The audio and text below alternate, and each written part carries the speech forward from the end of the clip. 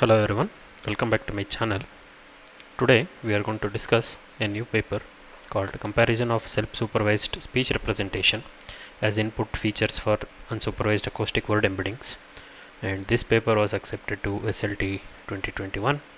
This paper is by Lisa van Staden and Herman Kamper from Stellenbosch University. So first I will cover the overview of the paper, and then we will see some of the self-supervised representation learning algorithms, and then we will see the main idea of this paper, which is how do you learn acoustic word embeddings using self-supervised feature representations, and finally we'll see some experimental setups and finally some results. So what is acoustic word embeddings? So many people must have heard about word embeddings.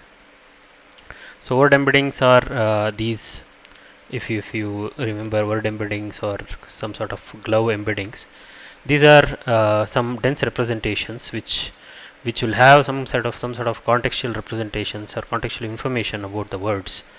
For example, if you are talking about let's say a word king, then if you look at the similar words or the words which have which are close to this high dimensional representation will also have words related to king, like maybe queen or castle and so on, right? So that is the idea of word embeddings. You can see these word embeddings when you visualize these word embeddings in a 2D space. For example, similar looking words or similar words will have same cluster, and so that is the main idea of word embeddings, learning dense representations in unsupervised manner. In the same way, the question, we can ask a question, can we learn acoustic word embeddings? So the idea is, can we learn or can we make clusters or create this sort of clusters directly from acoustic or audio data? For example, we can ask a question, why should we use acoustic word embeddings? Because the word is same, right? Like for example, if I'm talking about, for example, California, so California is same, so we don't need to create acoustic word embedding. But if you use acoustic word embeddings, you can capture or you can remove information from speakers or the way the word is spoken, and other kinds of characteristics. For example, if you call 100 people and ask them to tell them to speak California, and you may get a cluster like this, right? So now the question is, how do you learn this type of cluster? Because once you create this type of cluster, the retrieval will be much easier. For example, let's say you have thousands and thousands of hours of audio data, and you want to look for a particular word, right? Maybe some keyword like Donald Trump, right? And all this data is unsupervised. You just have these audio files sitting in the database. What I want to do is, I want to use some sort of not keyword spotting, it's like spoken term detection kind of algorithm to retrieve all the places where this word Donald Trump is being spoken in the entire database, right? So that will be the that's one of the advantage of building this sort of system, or creating this sort of acoustic word embeddings. It will be much helpful when you are doing retrieval or retrieving audios from or retrieving segments of audio from huge collection of audio files, which is known as spoken term discovery, right?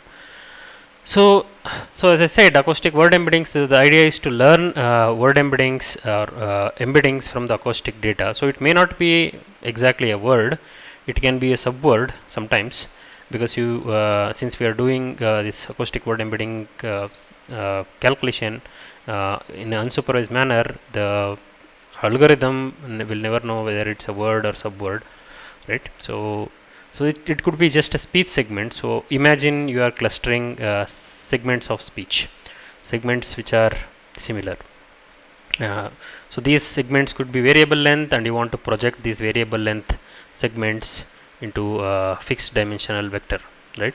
And this vector for this segment and this segment will be similar, right? So it may not be it may not be only one vector, it can be another vector which is close to this, right? So imagine you are projecting all these vectors and they all form a cluster in a high dimensional space. Right. Now this is a very well known thing. This people have been working on this idea for a long time. So if you look at the zero speech challenge, the idea is similar, but it is not similar every year. So you can go and check it out. This is also one of the problem which people try to solve in zero speech, but in general it is a little bit known problem itself in speech. A lot of people are working on it. In fact, Herman Kamper itself is himself is working on this problem for quite long time. So is most of his papers, or if you go back and look at his Google Scholar page, so he's been working on this idea from long time.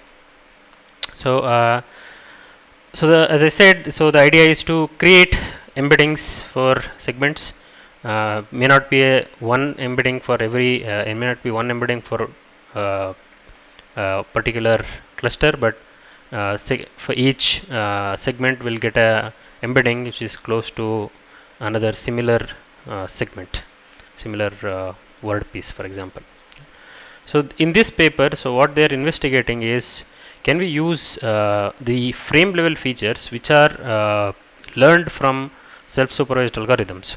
So previously previously these kind of systems were built using the MFCC features directly. So you feed the MFCC features to some sort of encoder decoder model, and you take you create a bottleneck layer or hidden layer in between, which will capture this kind of representation. Those are all trained with MFCC or maybe some other kind of features, but the question they are asking in this paper is, can we use or leverage the features which are learned using self-supervised algorithms, for example CPC or APC, or another one which was introduced by Herman Kamper itself, it's called Correspondence autoencoder. Can we use the features from them, those are frame level features, and create or use these features and feed it as input to the acoustic word embedding models, which are again encoder decoder models, to learn this representation, and will there be any performance improvement? So that is a question they are asking, and we will see what happens if you set up that kind of experiment. And the good thing is it actually this actually helps. So learning or using a self-supervised model, pre-trained self-supervised model, to extract the features and then training the acoustic word embedding model is always a good thing, which is actually shown in this paper. And that's the point. They compare the performance of acoustic word embedding models by feeding CPC features, APC features, and also the corresponding autoencoder features, and also MFCC feature, which is kind of a baseline. And so they conduct some word discrimination task on English and Tsonga data, and they show that all these three self-supervised model outperforms the MFCC based baseline model or MFCC based acoustic word embedding model. So we will see those numbers in the later stage, and also the results are the improvements are quite big. And also they conduct some experiment with cross-lingual experiments, CPC feature, but we'll see them later stage. So let's understand the paper stage by stage. So first we will see the self-supervised feature level representation learning. So as we know, there are many self-supervised algorithms which are proposed in the past for speech. There is CPC, APC, and there is something called MPC, mass predictive coding, and there are a couple of other ideas as well, but they are considering three famous ones: APC, CPC, APC, and correspondence autoencoder. And we will discuss, we will understand each one of them in separate sections. So what is CPC? So CPC, also known as contrastive predictive coding, which was proposed by Aaron van der Wood from DeepMind. And the idea here is to use some sort of an encoder, and this encoder could be a convolution model, or could be in this case it is a linear model. So linear in the sense it's some sort of feed forward neural network, stacks of feed forward layers. So what you do is you take each frame, and this frame is a MFCC feature, a 13-dimensional MFCC feature, and you feed it to an encoder. As I said, this encoder could be convolution neural network as well. In the famous wave-to-wake model, if you see wave-to-wake or wave-to-wake 2.0 model, they propose this encoder as a convolution neural network. But in this case, they are using it as a linear or feed-forward neural network.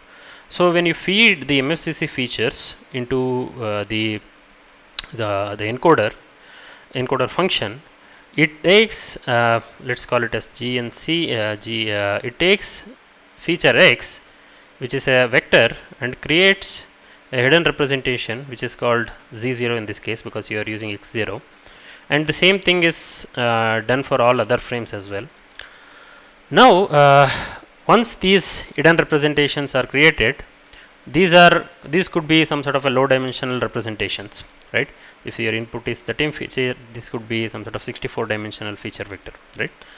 Now the question we are asking is, we can use that is the first stage. Then you can use all these hidden representations for time t, then create something called G autoregressive. So G autoregressive is again an autoregressive function, which could be LSTM or could be YLSTM, or it can be a transformer. In case of wave to wave, this is a transformer, but in this case assume you are using LSTM, single directional LSTM. So you take all these Z's from each time step, then feed it to LSTM, and this LSTM will give you the context vector. Since you are looking at previous time steps, this context vector basically understand whatever has happened till time step t, right? So if it has seen 100 frames, it will have some sort of a some sort of a past information about what has happened in the past, and that will be, hopefully that will be captured in this context vector CT, right? Now the question is, or the main idea of CPC is, can we use this CT, which is called a context vector, at time step t to predict future k frames, for example, right? Is that possible, right? That is the question. In fact, it is possible. So what they do is, they take this CT, which is a context vector at time step t, and they try to predict the future k frames, and k could be 10, for example, or 20, right? So typically it's a hyperparameter you can set. So the idea is, you take CT and try to predict the future frames, right? Now that sounds very simple, right? So you take this vector, give it to some sort of let's say your time steps are, you want to predict the 10 future time steps. You use 10 different linear layers, and for each linear layer, let's say for the first one, you feed CT, and then this is again a decoder, which it's called GPred, which is some sort of a hidden layer or some sort of a linear layer, which will project this, which will take this CT. Sorry about this. Let me write it here. Let's look at this equation. It's already here. So this GPred is a function. It's a linear layer. Takes CT and then creates Z t plus k cap, right? And then you take inner product between this one and this one. Then you take exponential of it, right? And that's all, right? So that's a very simple thing, but this usually doesn't work. So you have to create something called contrastive function, or noise contrastive estimation function. So the idea is, you not only predict the true or a ground truth hidden state. So as I said, you don't want to predict the input, you are predicting the hidden representations, are also known as the latent vectors, right? So you want to predict the latent vectors, but not the input vectors directly. So the question is, you want to predict the true latent vector. Also, I want to make sure this, whatever prediction I have made here, this Z t plus k cap or t plus 1 cap, is contrasted between other Z's, right? So what is the meaning of contrast? In the meaning is, I want to make sure whatever I have predicted here is closer and all other z's are far, right? So this is similar to how the word embeddings models are trained. If you go back and recall the first word embedding paper, not the Yosef NGO's, the Thomas Mikulov's word embedding paper, they use the same noise contrastive estimation loss, right? So what they do is they take, let's say, n samples, which are these n different z vectors, and out of which n minus 1 of them will be negative pairs, right? And only one of them will be a positive pair, right? So I want to predict the positive pair.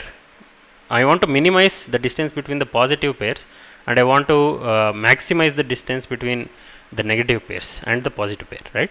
So that is the idea. So as you can see, this is the loss function they use, and this summation of z, this zt will have it's a kind of collection of all z's, out of which one of them will be the ground truth, or one of them will be the correct prediction, and all others will be the wrong ones, right? So that is the info NC loss, noise contrastive estimation loss for the kth index, and like that you have k, if k is 10, you have 10 different noise loss values, and you just average over all of them, and you also normalize by the length of the x. So this is the LPC loss, and then you use this loss and train the model, right? So as simple as that. So I hope you guys understood. This is like a standard thing, like a lot of work is being done. Like if you go back and read some of the CPC original papers, then you will understand it, this concept better. But the idea is similar. So the idea is, as I said, you want to predict the future frames, and the CPC loss is computed like this. So that is about CPC. Now let's discuss about APC. APC is again it's called autoregressive predictive coding, right? So this autoregressive predictive coding is some sort of something similar to autoregressive models, which is predicting the future given the past, right? So so the idea is, the main diagram looks like this. So what they do is they use some sort of autoregressive encoder, which is LSTM in this case, single for feed forward LSTM. You can also use I don't think so you can use bidirectional LSTM, but assume you are using a feed forward or single unidirectional LSTM, and the LSTM takes this sequence of features, right? And this sequence of features are again MFCC features, 13-dimensional MFCC feature, and assume this encoder will have multiple hidden layers, multiple recurrent neural network layers, right? Now the output of this output at each time step is again a latent vector for each input, and when you go to ZT, you have XT, then you get this ZT, which is the hidden vector or a latent vector for the input XT.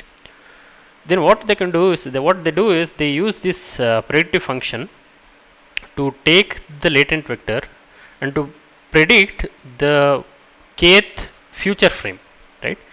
So what do I mean? So I mean, if k is 3, for example, I want to use the 0th time steps latent vector to predict the 3rd time steps input vector, right? Think of it that way. So you are predicting the future frames given the current frame, right? So that is the whole idea. Like as you say, if k is 10, then you are using 0th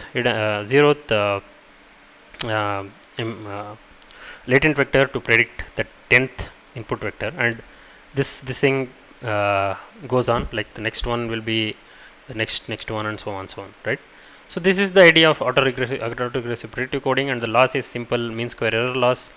This is the loss. As you can see here, you just take the difference between the ground truth xt, which is xt plus k, and the predicted xt plus k, and you take the norm of those two vectors, and you sum over all the values, and sum over all the xt's, like if you have right. So that is the idea of, I mean, that is the loss function. Now recently they also the same folks, they also proposed this new auxiliary loss, which is another loss added to this loss. So the auxiliary loss says what they do is they take m different frames randomly from the input.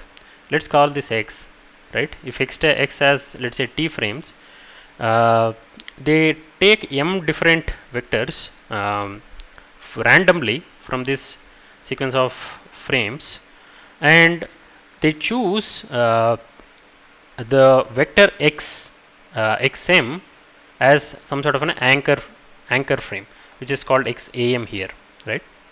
So if let's say m is 10 and let's say small m is 1, for example, so x1 will become the anchor frame.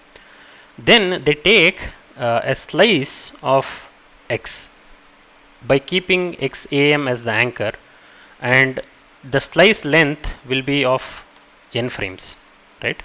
So so this n frames could be can come from the previous n frames can start from the time step before xam or after xam based on the starting index, which is mentioned as start time step here.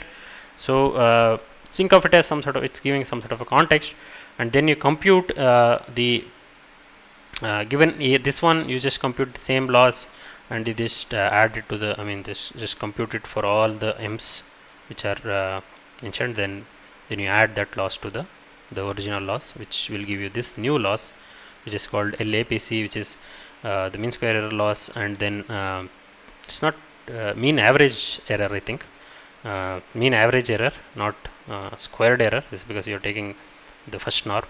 And then you have the lambda, which is again a hyperparameter, which can be 0 to 1, between 0 and 1, and that gets scaled by this loss, new loss called auxiliary loss, and you optimize the model in this sort of a multitask learning setup. Not exactly multitask, you are doing it's just an auxiliary loss, there is no other task involved. So that is about the autoregressive or autoregressive predictive coding, or APC. Now let's look at the correspondence autoencoder. This is one of the early self-supervised model which was built by Herman Kamper, the second author of this paper. So, so the idea of correspondence autoencoder is, it is similar to the autoencoder. What do we do in autoencoder is, given input x, you want to reconstruct this x by passing by passing this x0 through some sort of encoder, and then project it into some lower dimension, and then using this latent vector and decoding it to a new an x0 which should be almost close to x0 and then you train the model such a way that the model reconstructs whatever input you are given in the decoder, right? This is a standard autoencoder, right? So the loss is again mean square error loss. As always in autoencoders, you just take whatever ground truth you have and whatever predictions you have, then compute the mean square distance and then average over all the inputs, right? This is a standard autoencoder, right? Everybody will know about it. Now what is correspondence autoencoder? So the correspondence autoencoder, the input is x, but the output may not be the same x, right? Output could be a different version of x, right? So think of this as some sort of a noisy autoencoder, right? So what do we do in noisy autoencoder? You take the x, add some noise, feed it to the encoder, and then you try to reconstruct the noisy data back into the original data. But that is a different scenario. But in this case, you want to feed some x, and there are different variations of the same x. As I said, in our data, we can have a word, let's say encoder, spoken by 100 people, right? And you take one of the instance of that 100 files or 100 audio signals, and then keep this as x, and you have 99 other instances of the same word encoder, and you can use them as the y's, right? So that is the difference between the normal autoencoder and correspondence autoencoder. So the input is x and the output will be y, and y will be another instance of x, right? So that is the idea of correspondence autoencoder. So, and the loss will be, you know the y and you predict the new y and you just compute the square distance, and that is the loss for the correspondence autoencoder, right?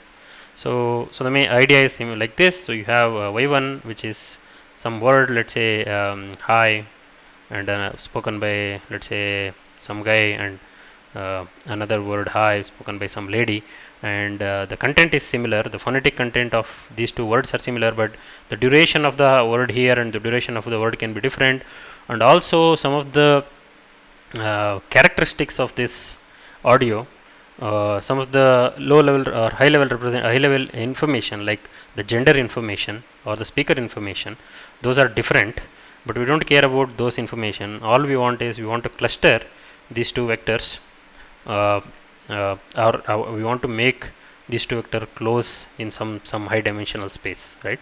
So as you can see, you are using some function to project this variable length audio into some fixed dimensional vector. In the same way here, so these two vectors have different lengths, different interesting characteristics, like the gender information, speaker information are all different, but we just want to create this embedding such a way that those informations are removed, only the phonetic information is retained, right? So that is the idea of correspondence autoencoder.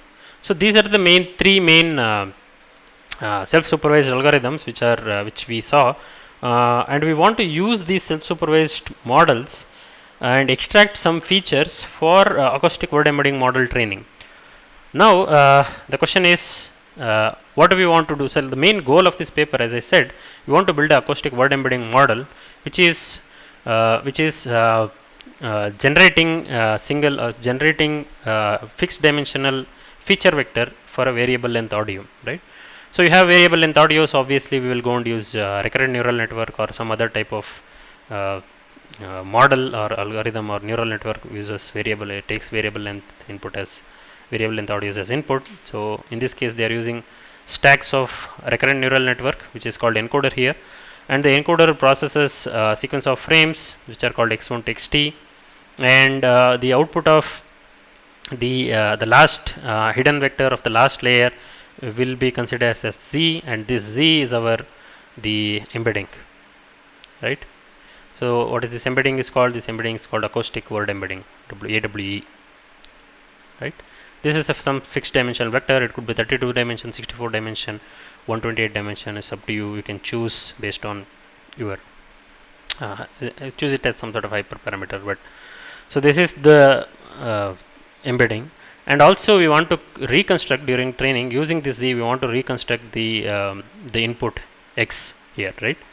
When I use this x as input and when I am predicting the same x as output, then it is a autoencoder, right? And the loss of autoencoder RNN is like this.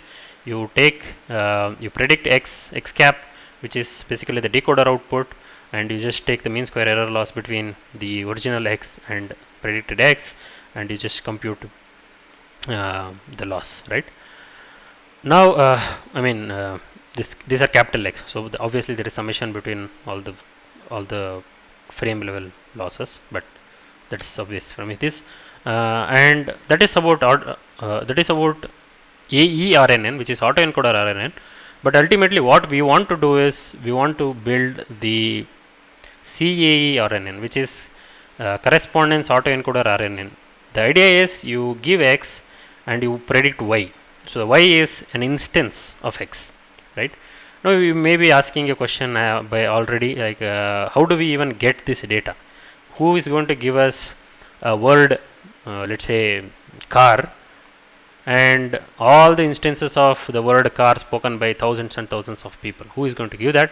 So this is not manually done. This is done using something called UTD system. So the UTD is called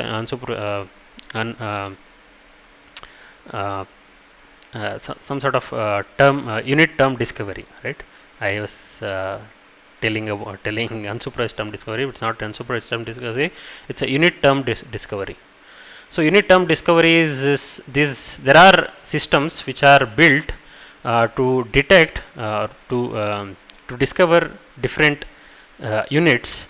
Basically those could be syllables or words or subwords, those kind of units, and they typically use some sort of a dynamic time warping kind of systems to train to generate this sort of data set. You have the word car and all the instances of the word car, right? And that data, if you have, then it's very easy, right? You can take one of the instance as x and all other instances as y in every loop or every iteration, and then you train this model end to end using this laws, right? So very simple, right? So that is about acoustic word embedding model. So once you train this model and then you go and look at this cluster will look like this. This is an amazing picture which I took from one of the other paper by same Herman Kamper. I think it's a 2017 paper. So this paper clearly shows that you have you are successfully able to cluster similar words spoken by multiple people. Like for example, in this California is spoken by many people, and the model was able to cluster them together. Similarly, for example, Massachusetts, and there is a word called math is just, which sounds similar to Massachusetts, and also messages also sounds phonetically sounds similar to Massachusetts. So they are all getting clustered together. This is an amazing result. I mean, this is a beautiful picture. So if you have not read this paper, I think you should go and read the paper. It's a 2017 paper. Forgot the name of the paper, but I'll put the link of this paper in the YouTube section, right?